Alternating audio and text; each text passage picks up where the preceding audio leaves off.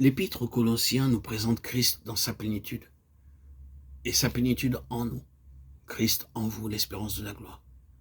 Tandis que les chapitres 3 et 4 de 2 Corinthiens démontrent que Christ est tout pour vous.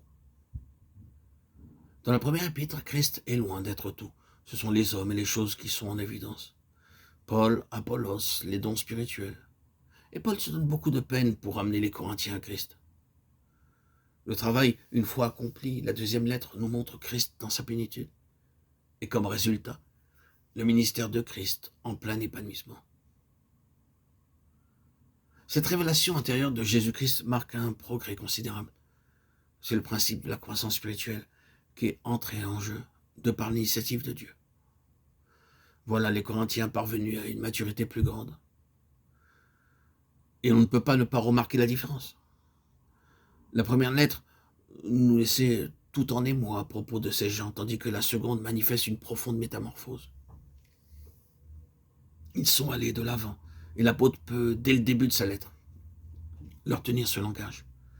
Dieu qui a dit « La lumière brillera du sein des ténèbres » a fait briller la lumière dans nos cœurs pour faire resplendir la connaissance de la gloire de Dieu sur la face de Christ. Le ministère qui est selon Dieu est puissant, comme au temps de Josué pour mettre les ennemis en fuite et les disperser de toutes parts. Or, ce ministère ne peut s'exercer qu'en vertu de ce que Christ est en nous. Ah, si nous pouvions seulement restaurer le ministère sur cette base-là. Le ministère qui est d'en haut n'est rien de plus et rien de moins que la révélation de Jésus-Christ dans le cœur de l'enfant de Dieu. Votre ministère sera efficace suivant ce que Christ est pour vous et en vous. Dieu ne peut pas sortir de cette norme. Tout ce que nous croyons pouvoir inclure de plus dans le terme ministère reste en dehors de la pensée de Dieu. S'il met à nu toute notre vie intérieure, ce témoignage n'en devient pas moins une obligation très simple. Ce ne sont pas nos dons de parole qui nous qualifient, ni notre bagage intellectuel. Nous bénissons Dieu pour toutes les ressources de cet ordre qu'il lui plaît de mettre à notre disposition et qui peuvent trouver un emploi utile. Mais si vous commencez à compter là-dessus, vous vous trompez. La question n'est pas de savoir parler ou de pouvoir mettre en avant des dons naturels ou les avantages d'une culture supérieure.